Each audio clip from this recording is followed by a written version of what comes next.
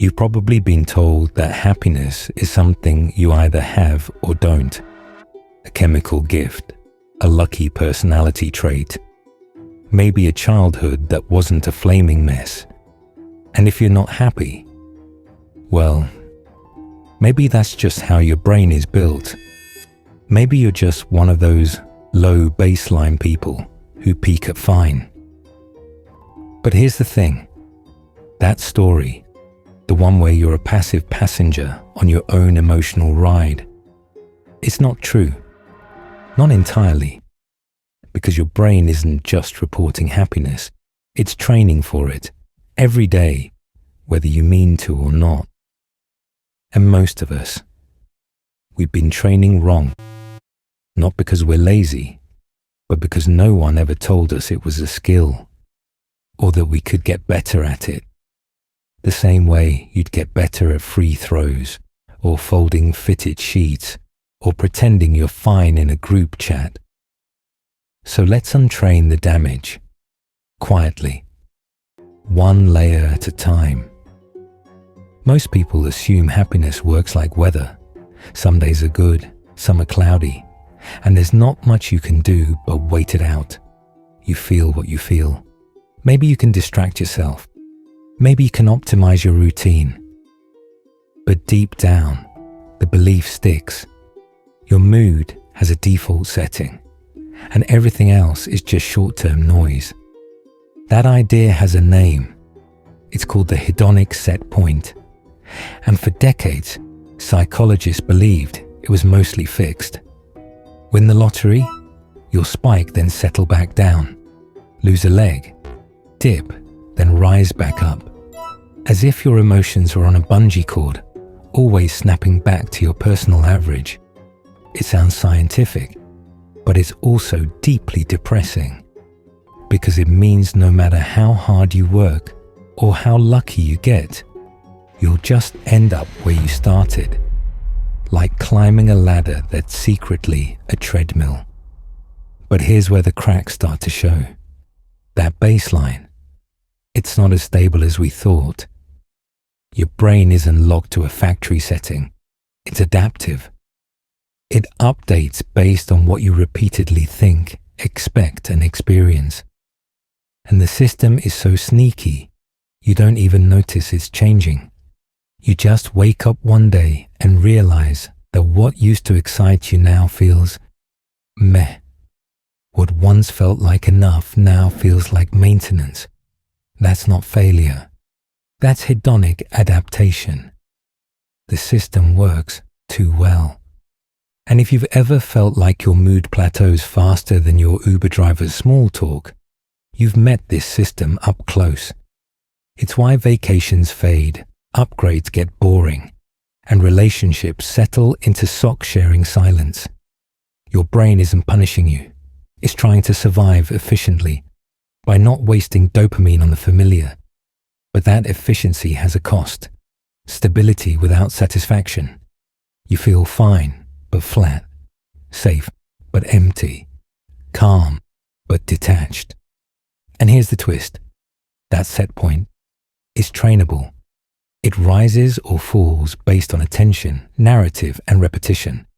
In other words, your brain learns what level of happiness to expect, and then it obeys, which means the real problem might not be what's happening to you. It might be what your brain has gotten used to. And unlearning that starts with noticing how far you've drifted. Let's talk about disappointment. Not the dramatic kind. No betrayal, no tragedy. Just that slow, subtle erosion where something should feel good, but doesn't. You get the thing, the job, the apartment, the relationship, the $12 smoothie with maca root. You expected it to hit, and it's fine, but not thrilling, not life-changing, just another checkbox. And then, without noticing, your brain quietly files it under. Not worth getting excited about again. This is where the sabotage begins, because your mood isn't just based on what happens.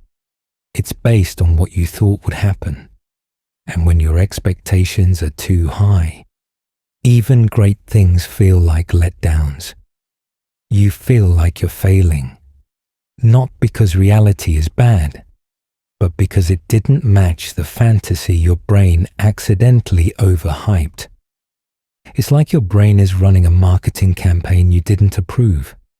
Coming soon, your best life, inner peace, emotional stability, with zero side effects, and then the actual launch feels underwhelming, like opening a long-awaited package only to find it's mostly packing peanuts and mild regret. Here's the twist. You're not crazy. You're just experiencing a well-documented glitch. When we anticipate something, the brain pre-releases dopamine, a little preview buzz of what's coming. But when reality doesn't match that preview, the contrast hits harder than the outcome itself, which means the disappointment isn't about what you got, it's about what you expected to get and didn't. And because this happens subconsciously, your brain starts downscaling joy as a kind of emotional self-defense.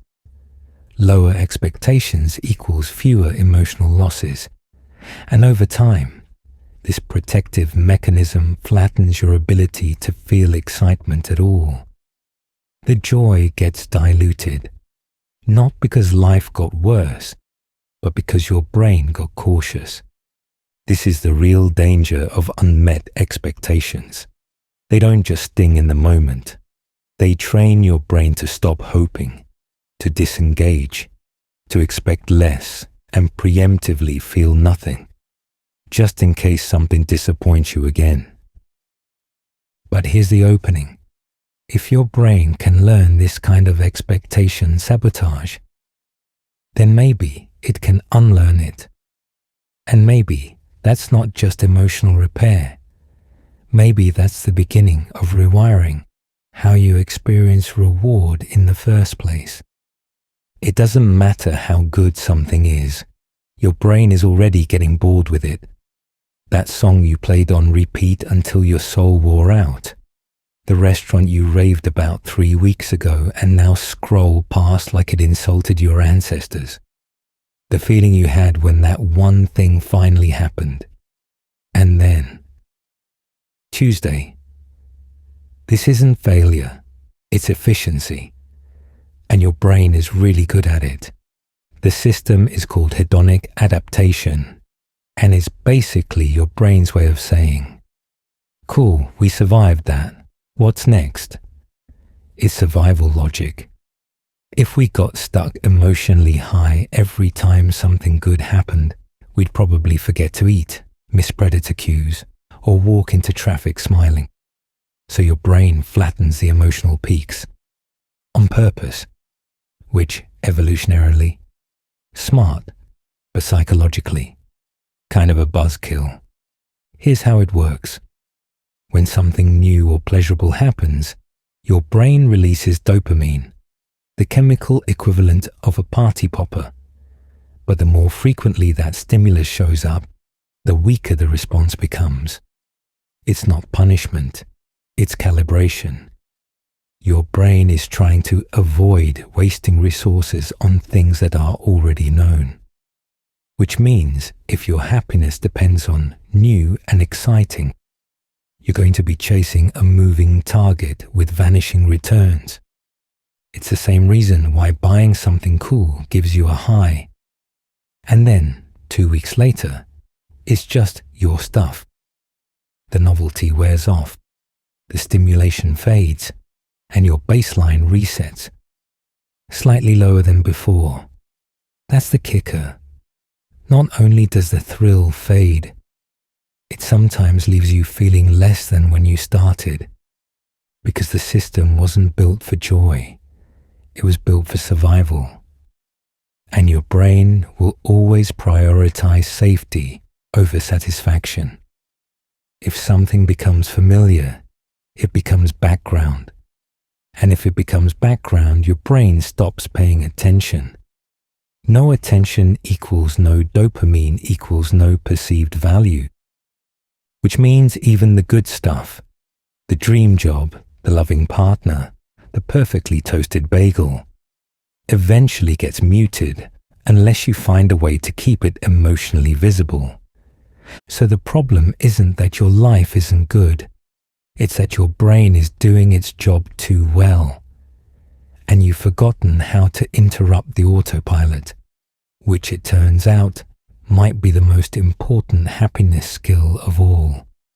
Next, the sneaky habit that rewires joy into numbness, and how to catch it before it sticks. There's a moment, subtle but sticky, when you realize that things don't hit the way they used to. Not just the big things. Even the small joys feel distant. Your coffee tastes like coffee. The sunset looks like a stock photo. Music becomes background, not medicine. And you don't panic, you just shrug. This is how it is now. But that dullness, it's not your fault. And it's not permanent. It's the result of a pattern so invisible, most people mistake it for their personality. It starts with repetition, seeing the same things, feeling the same feelings, reacting in the same way, until your brain decides, this isn't worth noticing anymore.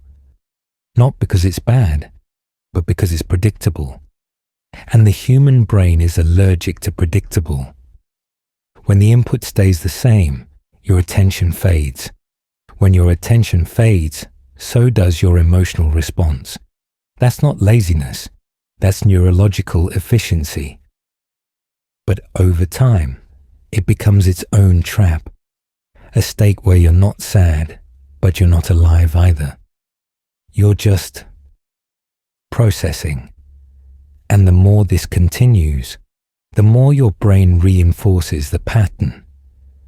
Familiar equals neutral, which would be fine if we lived in the wilderness, dodging predators and surviving off routes. But in a modern life built on habits, routines, and repetition, that same adaptation becomes a numbing agent. You're no longer responding to what's good. You're just filtering for what's new. And even when the new arrives, you don't trust it. You flinch, hesitate, wait for the letdown. Eventually, even novelty loses its edge. Here's where it gets darker. The brain doesn't just mute joy. It starts reallocating attention to whatever feels unresolved. Pain gets the spotlight. Worry gets the clicks. That minor comment you heard at lunch, front page. That one awkward email, breaking news. Meanwhile, the good stuff fades into the background like elevator music in an abandoned mall. You're not broken. You're just being trained by your own brain to pay attention to threat and ignore everything else. And because this happens gradually, you don't notice the emotional grayscale setting creeping in. But this kind of numbness isn't permanent. It's learned, which means it can be unlearned if you know what's reinforcing it. Your brain is a bit of a drama queen, not because it wants to be, but because it evolved in a world where forgetting the bad stuff got you killed. Thousands of years ago, ignoring a rustle in the grass might have meant getting eaten.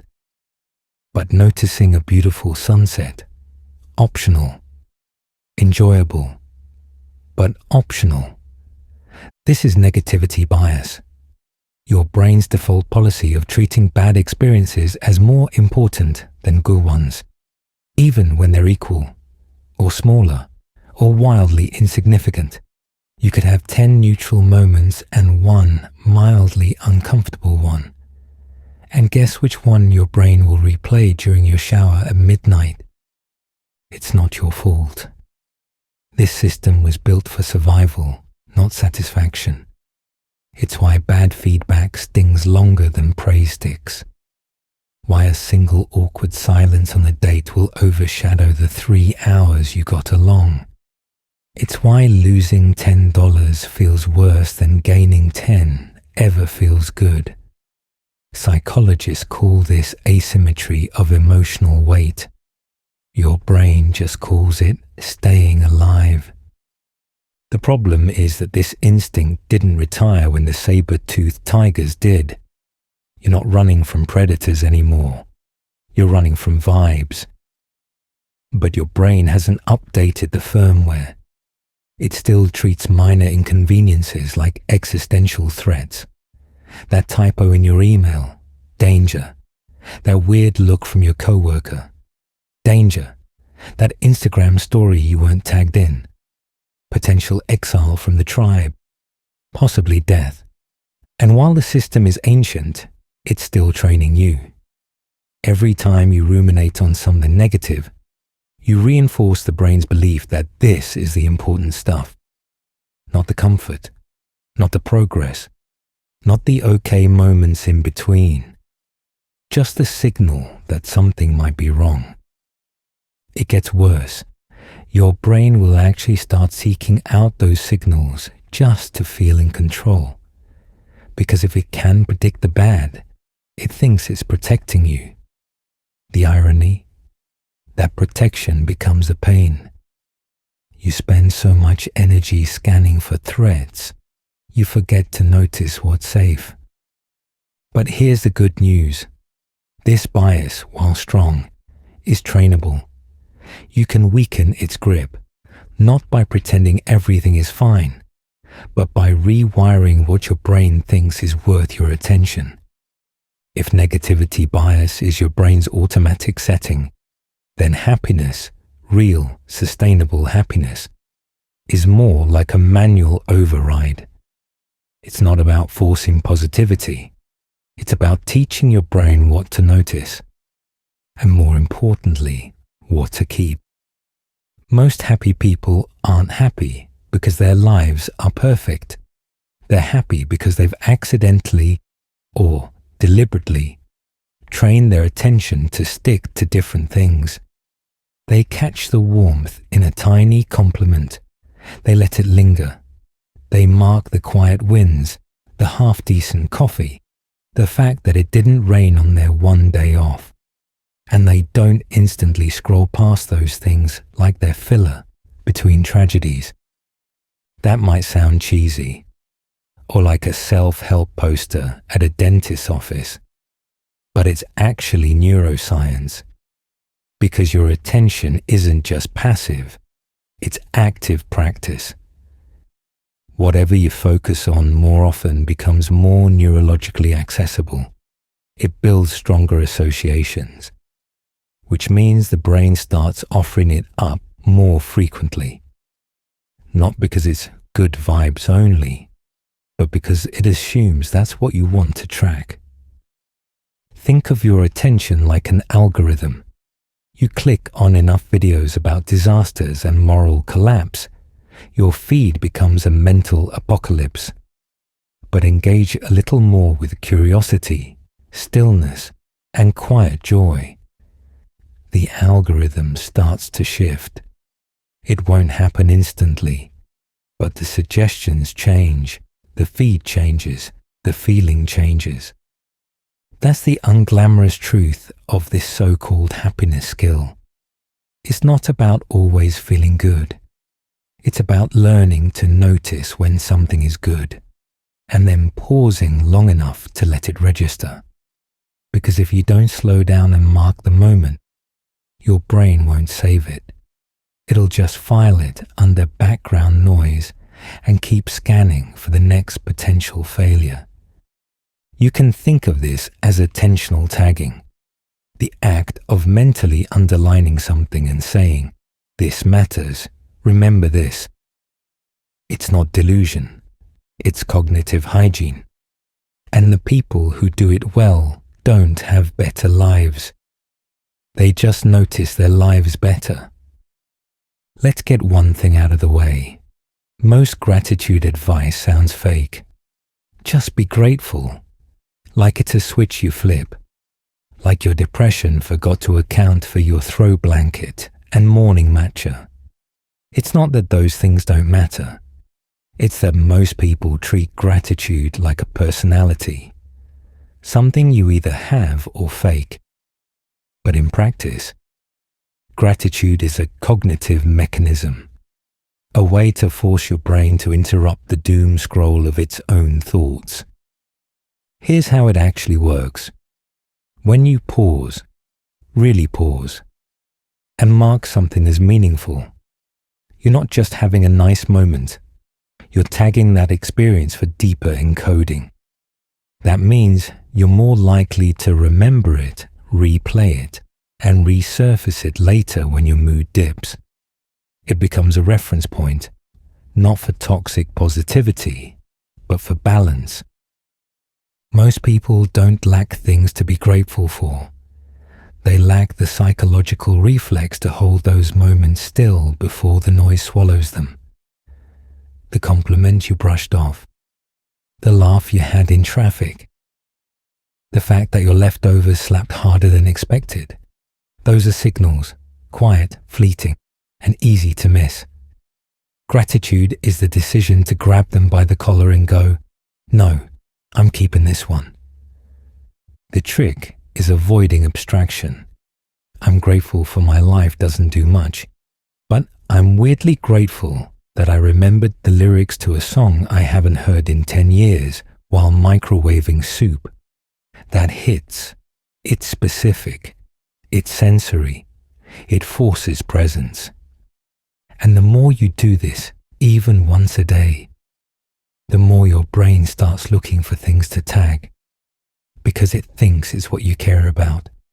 And your brain, like any good people pleaser, will try to serve you more of what you repeatedly engage with. That's not spiritual. That's just neuroplasticity. And it works whether or not you believe in it. So no, you don't have to become a gratitude journal influencer.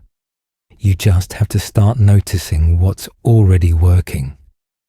Not for the vibe, for the training.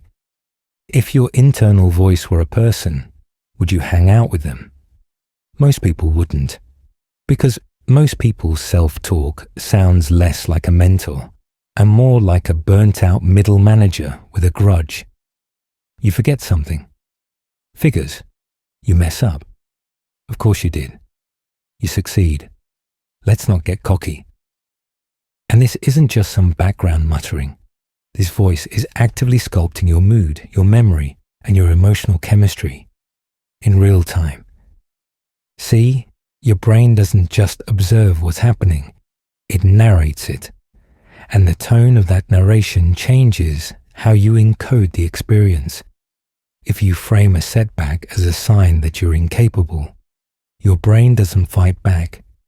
It believes you. If you frame a small win as a fluke, your brain quietly removes it from the evidence folder. Over time, that narrative becomes identity, and most of it isn't even conscious. Your thoughts run on autopilot, recycling phrases you didn't choose, things you picked up from childhood, from parents, from school, from the worst parts of the internet. But you repeat them so often, your brain assumes they're fact. This is called self-referential encoding, and it's one of the most powerful and dangerous features of memory. You don't remember things as they are. You remember them as you told yourself they were. Which means self-talk isn't fluff. It's cognitive architecture. It's what your brain uses to decide what kind of world you live in and what kind of person you are inside it. Keep repeating that you're lazy, broken, or behind, and your brain will start tagging your behavior to match. Not out of malice, just because it's trying to stay consistent with the story. But here's the exit ramp. You don't have to suddenly become your own hype squad. You just have to notice when that inner voice starts trash talking and interrupt the pattern. Instead of, Of course I messed that up. Try. Wait. That's not even true. I've done harder things. Say it once. Say it out loud, even if it feels dumb. Because that moment, that's neural feedback.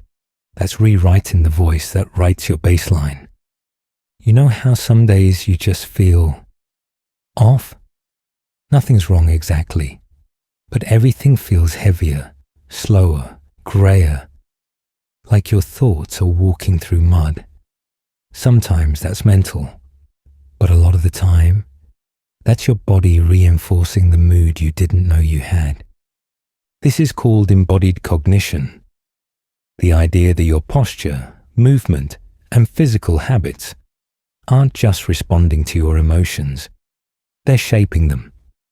Your slouched shoulders, shallow breathing, and phone-tilted head aren't just side effects of being tired or stressed.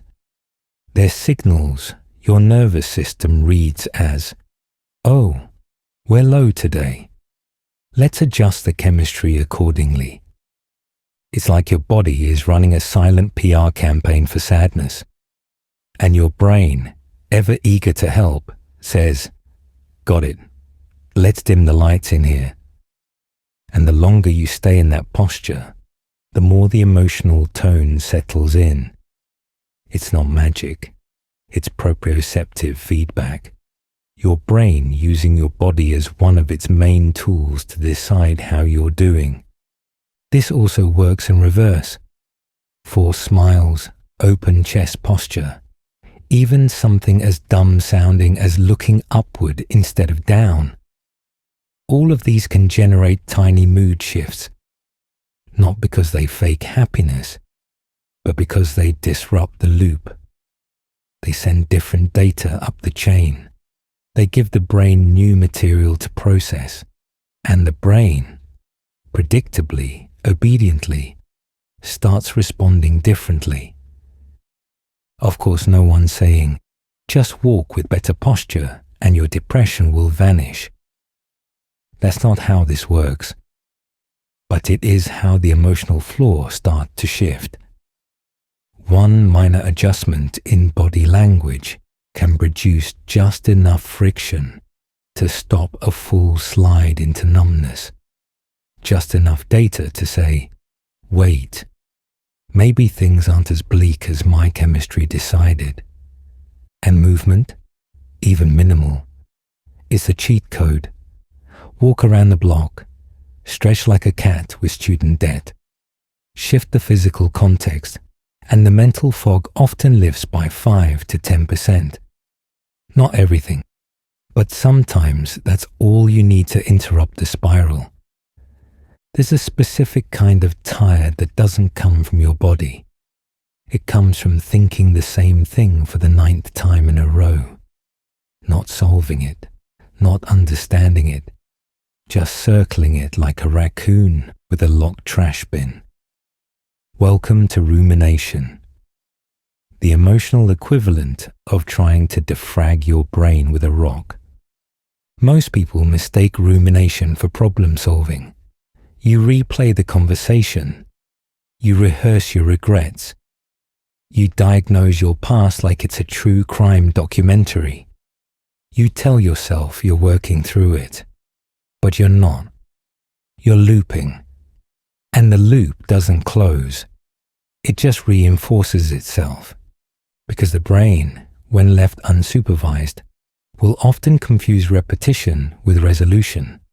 It thinks, if we're still talking about this, it must be important. So it flags the topic for more attention, more energy, more cognitive bandwidth. And that's how a single worry becomes an emotional sinkhole, one that eats your focus, your mood, and eventually your motivation. And here's the twist. Rumination doesn't even feel bad at first. It feels productive, reflective, mature. You think you're being emotionally responsible, that you're processing, but often you're just replaying the same 4 thoughts in a slightly different accent, hoping one of them will finally land with closure. Spoiler, they don't. Because rumination isn't built to solve. It's built to soothe uncertainty, to create the illusion of control. But instead of clarity, it gives you cognitive claustrophobia. You get the weight of thinking without the reward of insight. And over time, that weight becomes familiar, comfortable even, like emotional background noise that reminds you who you are, a person who thinks a lot. But chronic overthinking, it doesn't build identity, it erodes it. It floods your working memory, dulls your problem solving, and trains your nervous system to associate stillness with discomfort. Your brain starts avoiding silence, because silence means thoughts, and the thoughts aren't kind. So how do you stop it? Not by yelling, "Just stop thinking," into the void, but by inserting friction, pattern disruption. If your mind wants to replay the tape, change the room, literally. Get up, splash your face. Say the thought out loud and make it sound ridiculous on purpose. Break the loop with embarrassment if you have to. Because your brain isn't trying to hurt you. It's trying to make sense of something that doesn't have a clean answer. But the more airtime you give it, the more it thinks that's all there is. There's a strange, underrated kind of happiness. The kind that doesn't announce itself. It doesn't sparkle. It doesn't spike. It just appears. Quietly. In the space before your brain remembers it has something to worry about. A moment when nothing urgent is being processed. No internal debate. No emotional diagnostics. Just you, blinking into the light, tasting something warm, hearing a sound you like, and for a split second, not thinking anything at all. It passes quickly, usually unnoticed. But those micro moments, they're the raw material of peace. And they're everywhere, buried under your mental noise like coins in a couch cushion. You won't find them by thinking harder. You find them by forgetting to think, just long enough for your nervous system to exhale. This isn't spiritual. This is neurological presence. When your brain pauses its narrative machine and checks back in with what the body's doing right now. The weight of your legs on the chair, the temperature in the room, the texture of whatever's in your hand. These are not distractions. These are anchors, signals to your nervous system that say, "Hey, we're here, we're safe, no need to spiral just yet." And when you hit one of those quiet moments, usually by accident, something shifts, your breath slows, your jaw unhooks, your shoulders forget they've been auditioning for a neck brace, and for a moment, you're not a collection of problems to solve. You're just here. That's not enlightenment. That's biology finally getting a word in. And yet, we resist it, because thinking feels like agency, like control, like we're doing something useful with our discomfort. But most of the time, it's just spinning the wheel. And the harder you think, the more distant that moment of quiet becomes. Because presence doesn't shout, it doesn't demand. It waits patiently for your brain to shut up long enough to notice. Ironically, this is why so many people feel happiest during distraction, playing a game, doing something physical, laughing at something dumb, because their brain finally takes a back seat. They stop performing their identity and just exist. And that state, however brief, is where the baseline shifts. So no, you can't think your way into joy, but you can notice your way back into it, one sensation at a time. There's a kind of exhaustion that sleep doesn't fix. The kind where your body's horizontal, your eyes are closed, but your brain is still filing taxes in the background, and you don't even know why. You're not in danger, you're not behind, but your system can't shut down because it's convinced that if you're not actively fixing something, you're falling behind. That feeling, it doesn't come from nowhere. It's the result of a deep, quiet belief that rest must be earned, and you haven't earned it yet. Maybe you picked it up from school, maybe from family, maybe from a job that clapped for burnout like it was loyalty. Wherever it came from, it trained your brain to pair stillness with guilt. So now, even when your body is tired, your mind won't stop calculating. You scroll to relax, but you're also comparing. You walk to breathe, but you're also rehearsing an imaginary argument. You lie down, and that's when the brain decides it's time for a comprehensive review of every mistake since 2011. This isn't weakness, it's internalized productivity logic. Somewhere along the way, your brain confused feeling okay with doing enough, which means happiness, or even contentment, starts to feel like a scam unless it's attached to achievement. You start to believe that any peace you feel has to be backed up with a receipt. And if you don't have one, you can't relax. Not really. The irony is, your brain actually works better after rest. Emotionally, cognitively, chemically. You're more resilient when you're not locked in output mode. But when rest feels illegitimate, you don't take it seriously. You treat it like a snack, not a meal. You sneak it instead of scheduling it. And your nervous system never fully gets the memo that it's allowed to downshift. The longer this goes on, the more it wires in. Rest stops feeling restorative and starts feeling dangerous. Like you're going to miss something, drop something, fall behind something. And that creates its own feedback loop.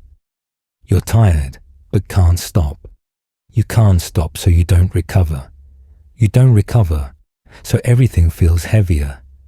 And heavy things feel urgent, so you push again. No wonder joy feels out of reach.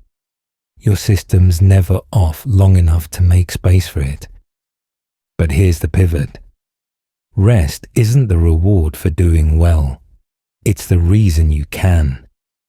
And until your brain learns to decouple value from output, it's going to keep blocking access to the calm you've already earned. Here's a cruel trick your brain likes to play. You start to feel a little better, less fog, fewer spirals, maybe even a moment of calm. And instead of celebrating, your brain goes, cool. So why don't I feel amazing yet? This is the emotional equivalent of climbing 5 flights of stairs, then getting mad there's no rooftop pool. You've improved, but you don't feel improved because your brain doesn't measure progress. It measures expectation versus outcome. And when feeling better becomes a new minimum, you never get to feel good about feeling less bad. This is the better trap. It's subtle. It sounds logical. I've been doing the work. Why am I still not happy? But underneath that question is a dangerous assumption. That happiness is the natural endpoint of effort. That if you meditate, hydrate, and read enough self-aware Instagram posts, your brain will eventually click into some upgraded setting called peace. Except it won't. Not like that. Happiness, real, functional, sustainable happiness, isn't a switch. It's a range. It's a window that expands and contracts depending on context, chemistry, sleep, weather, digestion. and whether your shoes are making that weird squeaky sound again. And yet, we keep expecting it to feel like a straight line. The danger is this: when you expect better to feel obviously better, you start invalidating all the small wins that don't sparkle. You finally get through a day without spiraling, and it just feels like meh. You react to stress a little slower, but it doesn't feel like growth. It feels like still not there yet. But you are getting there, just not in the way your brain wants it to look, because the brain doesn't default to accuracy. It defaults to drama. It wants fireworks, transformation, a before and after. But real emotional shifts don't feel like explosions. They feel like less resistance, like fewer second-guessing spirals, like not needing to narrate every failure. That's progress, not shiny, but stable. So the skill isn't in feeling amazing. The skill is in noticing when you're not suffering as loudly, and giving yourself credit for that, even if it feels boring, especially if it feels boring. There's a moment, usually late at night or somewhere between jobs, when your brain whispers a question it knows you can't really answer. What's the point of all this? It's not trying to be deep, it's trying to be useful. It wants orientation, a blueprint, something that makes all your stress, effort, and awkward conversations make sense. So it reaches for a word that sounds noble: purpose. Purpose feels like the grown-up answer to happiness. It's not fleeting, it's not indulgent, it's meaningful. But here's the paradox. The harder you try to find your purpose, the more it tends to move. It becomes abstract, vague, a blurry finish line that keeps shifting the closer you get to it.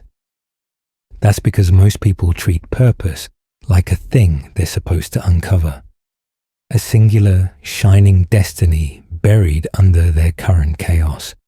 And if they can't find it, they assume they're lost, broken, unfulfilled. But what if that's not how purpose works at all? What if purpose isn't discovered, it's constructed? What if it's not a treasure hunt, but a side effect? The product of doing small things consistently, noticing where your energy returns, and allowing meaning to emerge, not arrive. The truth is, most people don't feel purposeful in the moment. Purpose usually shows up in hindsight, when you realize that what you've been doing all along mattered. But while you're in it, it just feels like showing up, like making soup, like helping someone, like trying again. It's quiet, unglamorous, often inconvenient. And that's why we miss it. We're too busy looking for fireworks to notice we're standing in the foundation. And yet, the cultural message is clear. If you're not lit up by your work, your passion, your perfectly optimized morning routine, you must be doing life wrong. So now, not only do you feel bad, you feel bad about feeling bad, like your lack of clarity is a character flaw. But here's the thing. Sometimes your purpose doesn't feel good. Sometimes it's heavy. Sometimes it's thankless. Sometimes it's just showing up for people who don't even notice. But that doesn't make it meaningless. It makes it human. So maybe the skill isn't about finding purpose. Maybe it's learning to stop pathologizing your confusion, to sit in the not knowing without assuming something's broken. There's a flavor of depression that doesn't scream. It doesn't cry. It doesn't even narrate. It just sits, heavy, quiet, like fog in a locked room. You don't feel devastated. You don't feel angry. You just feel uninterested. Not in life necessarily, just in doing anything about it. And somewhere in the background, another voice joins in. You're lazy. You just don't care enough. But that's not laziness. That's not apathy. That's shutdown. It's your nervous system quietly flipping switches to conserve energy because it's been running hot for too long. This is what's known as learned helplessness, the point where your brain decides it's safer to expect failure than to risk more effort. See, your brain doesn't just track what works, it tracks what used to work and what didn't. If you've tried and failed repeatedly to get better, feel better, connect better, your brain starts flagging effort as a bad investment. And because it's efficient, it tries to protect you from wasting more energy, not by talking you down, but by making the very idea of trying feel pointless. That's not dysfunction, that's survival logic misapplied. Because even though you're not in physical danger, your system still interprets chronic emotional fatigue as a threat. So it chooses the safest possible response. Do nothing. Keep still. Don't risk more pain. Don't open the inbox. Don't take the walk. Just wait. And the worst part, it works. In the short term anyway. Doing nothing feels better than failing again, until it doesn't, until the lack of stimulation starts feeding the loop. You don't act because you feel nothing. You feel nothing because you don't act. And round it goes. But here's the leverage point. This shutdown isn't permanent.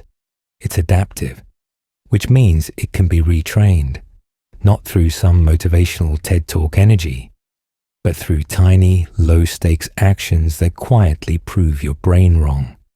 Wash a dish, open a window, answer one text. Not because those things are impressive, but because they signal movement, and movement breaks stasis. The goal isn't to feel inspired. The goal is to teach your system that action doesn't always lead to pain, that not everything collapses when you try, and the more you repeat that, the more your brain updates the rule book. No one tells you this part, that sometimes, the moment things start to get better, you actually feel worse.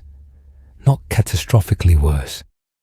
Just sharper, louder, like someone turned up the volume on everything you were previously numb to. The lights are still off, but now your eyes are adjusting, and you're noticing the mess in the corner you'd stopped seeing. This is one of the mind's more ironic features. The first stage of healing often looks like regression. You cry more, you feel more tired, you suddenly notice all the things you've been avoiding, and your brain, helpful as ever, whispers, "See, this isn't working." But here's what's actually happening. When you're emotionally shut down, your system suppresses sensation. It turns down the dial on your feelings, the bad and the good, just to help you function. And for a while that works. You move through life muted, heavy but not drowning. Then you start to recover, sleep more, move more, reconnect. And the dial turns back up. Your body starts checking back in. You feel again. But because you've been disconnected for so long, even mild feelings feel overwhelming. It's not relapse, it's resensitization. This is the part where people quit, where they assume the work is backfiring, because they thought healing would feel like a warm bath and inner peace. But often, it feels more like withdrawal. You're re-entering your emotions after a long period of emotional anesthesia, and your nervous system doesn't quite know what to do with the signal strength. And if you're not prepared for that, you'll mistake sensation for suffering. You'll assume I feel worse equals I'm getting worse. But that's not true. You're just feeling more of what was always there. The key skill here isn't avoidance, it's containment, noticing the emotional spike, acknowledging it, and then staying present anyway. Not to fix it, just to prove you can. Because every time you do, your system gets a little less alarmed. It starts to learn, okay, we can feel this, and we don't die. This is the difference between discomfort and danger. And knowing the difference is part of emotional strength. So if you're in that phase, the weird, hypersensitive one, where everything stings a little more, take a breath. You're not failing, you're reconnecting. And your body is slowly remembering how to process life in real time, instead of buffering it indefinitely. There's a big misunderstanding at the center of modern life, the belief that happiness equals pleasure, that if you just string together enough good moments, tasty meals, funny videos, soft clothes, flirtatious emojis, you'll eventually feel okay. That if you can just keep hitting the dopamine button fast enough, the emptiness won't have time to speak up. And to be fair, pleasure does help. You're not a monk. You're a biological machine wired to respond to comfort, reward, and novelty. The problem isn't that pleasure feels good. The problem is that your brain adapts too quickly, and that adaptation trains you to expect more from less. You chase the high, but the high keeps moving. This is called reward downregulation. The brain's tendency to reduce its response to a stimulus the more frequently is triggered. The cookie tastes less magical by bite 4. The song hits less hard by replay 6. The Instagram like, the caffeine buzz, the online cart, all of it gets filed under normal faster than you'd like to admit. And yet, you keep chasing.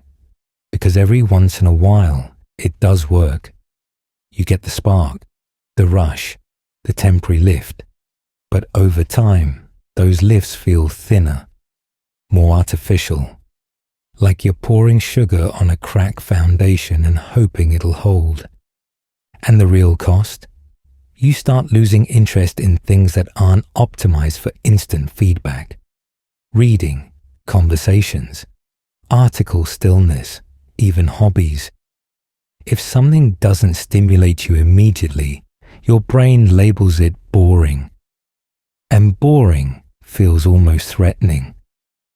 Not because it's bad, but because it doesn't numb the background static like your usual fixes do. This is why some of the happiest people you meet aren't the most entertained. They're the most engaged. They don't just pursue what feels good. They pursue what remains meaningful, even when it's slow, challenging, or unrewarding in the moment, because they've retrained their systems to value depth over hit count. That's not a moral argument. It's a mechanical one. If your nervous system only gets dopamine from spikes, then everything in between starts to feel like a waiting room. But if you learn to appreciate the quiet climb, the long story, the delayed payoff, the second hour of the hike, you build emotional range. And emotional range is the foundation of durable happiness. So no, feeling good isn't bad. But if that's the only metric you're tracking, don't be surprised when your system burns out on pleasure and starts wondering why nothing sticks. Here's a cruel design flaw. Your brain is terrible at noticing slow progress. It can detect failure instantly. One bad day, one awkward conversation, one skipped habit, and boom, it's all unraveling. But success, growth, healing, it's quiet, it's boring. It doesn't throw a party. It just stops hurting as much. That's the trick. Most emotional progress doesn't feel like winning. It feels like less suffering. But the absence of pain is hard to measure. Your brain is wired to notice contrast, not subtle improvement. So if the anxiety that used to scream is now just muttering in the background, you don't get a gold star. You get confusion. Am I even getting better? And when progress is invisible, motivation collapses. You assume you're stuck, not because you are, but because your internal metrics are broken. You've never been taught how to measure emotional improvement, which means your brain defaults to what it can measure: dramatic feelings, external achievements, or productivity spikes. If those don't show up, it assumes failure. But here's the secret. Progress is often subtractive. It's what you're not doing anymore, not panicking as often, not spiraling as hard, not giving up after the second setback, not needing constant distraction to survive your own thoughts. And these things don't feel good. They just feel less bad, which makes them easy to ignore, or worse, easy to discredit. That's why one of the most powerful emotional skills you can develop is what we'll call the reverse journal method. Instead of tracking what you accomplished, track what you didn't do. What didn't ruin you today? What reaction didn't get triggered? What fear didn't control your decision? These are the quiet indicators of rewiring, but they only count if you notice them. And the more often you tag these moments, the more you give your brain a new narrative. Hey, we're not where we used to be. That shift alone can stabilize motivation, not because everything feels good, but because something finally feels different. Because most people don't quit because they're failing.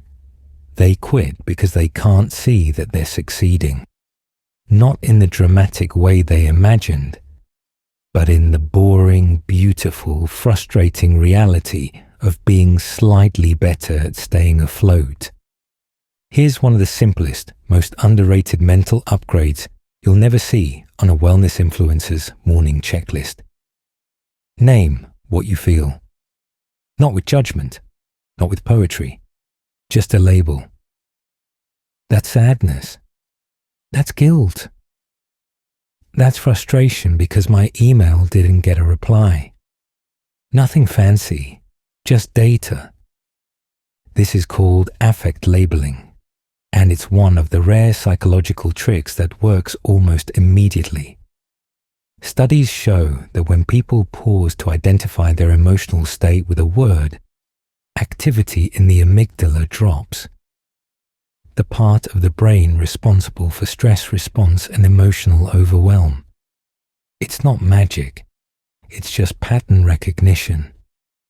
Your brain loves to name things. It does it constantly for people, threats, shapes and clouds. But when emotions remain nameless, they stay powerful. They become full-body weather events instead of manageable signals. And worst of all, your brain starts guessing what the emotion is based on your behavior. If you're curled up and quiet, it assumes despair. If you're pacing, it assumes panic. Not because those things are true, but because that's what unlabeled feelings turn into, assumptions. But once you give it a name, the threat becomes a file. Still annoying, still real, but no longer total. It moves from everything is wrong to something is happening. And the best part? The label doesn't even have to be accurate at first. The act of searching, of internally scanning and asking, what is this actually, already begins to shift your relationship to the emotion. You move from identification to observation. You become the person noticing the storm instead of the person being the storm. And when you observe instead of absorb, you reclaim options. You stop reacting automatically. You create space between stimulus and response. And in that space, you get access to all the things depression tries to hide from you, like choice, clarity, and perspective. The trick here isn't to stop feeling.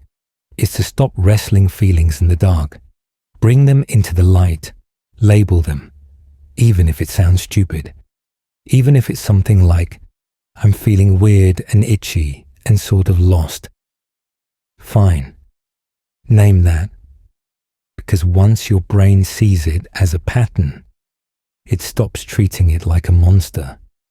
And over time, this method trains your system to respond with curiosity instead of panic, to examine instead of suppress, to process instead of explode. If you've made it this far, you probably know now. Happiness isn't a personality trait. It's not a gift you either got or missed. And it's definitely not a setting you find once and keep forever. That idea, that you're either wired for joy or doomed to chase it, was never accurate. What's more true, and maybe more useful, is this. Happiness is emotional agility. Not perfection, not positivity, but responsiveness. The ability to feel what's happening, name it, sit with it, move through it, and not get trapped inside it. The ability to recognize your patterns, not just repeat them. The ability to pause long enough for a new choice to show up. Even if that choice is tiny and quiet and doesn't fix everything.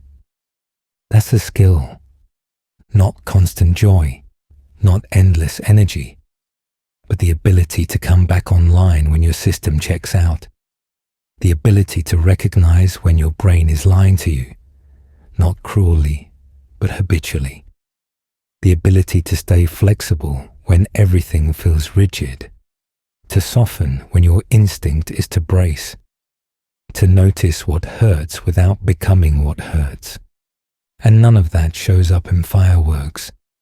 No one's giving you a trophy for realizing you didn't spiral today. You won't trend for taking a walk instead of doom scrolling. You'll probably forget to give yourself credit the first few hundred times you override an old pattern. But over time, your brain remembers. It updates. It builds new shortcuts, new reflexes, new expectations. And what used to be a breakdown becomes a reroute. You stop waiting for the better life to begin and start noticing that pieces of it are already here, under the noise, inside the gaps, behind the pressure to optimize everything. This doesn't mean you'll never feel low again. You will. You're built for the full range. But now you know the low doesn't mean you failed. It just means you're a system, complex, adaptive, learning. And maybe the point was never to feel amazing all the time. Maybe the point was to build the kind of brain that can feel anything. And stay present, stay curious, stay open, even when you close for a while. Because life doesn't reward constant joy. It rewards emotional availability, the willingness to meet what's real when it shows up, without shutting the door too hard. And that's a skill worth practicing. Even when it's boring, even when it's hard, especially then.